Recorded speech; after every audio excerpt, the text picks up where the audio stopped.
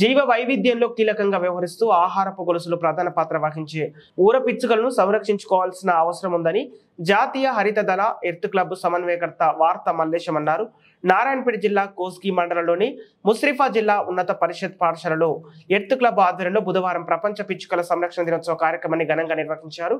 ఈ సందర్భంగా ఆయన మాట్లాడుతూ ప్రకృతి సమతుల్యతను కాపాడటంలో ఊర పిచ్చుకలు ప్రముఖ పాత్ర వహిస్తున్నాయని, రోజు రోజుకి పెరిగిపోతున్న వివిధ రకాల కాలుష్యం, రేడియేషన్ ప్రభావం వల్ల ఊర పిచ్చుకలకు ప్రమాదం ఏర్పడి అంతరించిపోతున్నాయని ఆందోళన వ్యక్తం చేశారు.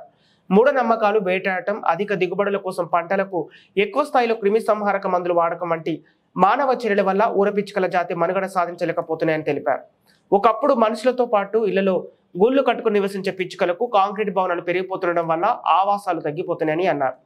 రోజు రోజుకి పెరిగిపోతున్న ఉష్ణోగ్రతలు, అడవుల విస్తీర్ణం తగ్గడం వంటి కారణాల వల్ల వాటి మనుగడ ప్రశ్నార్థకంగా మారింది.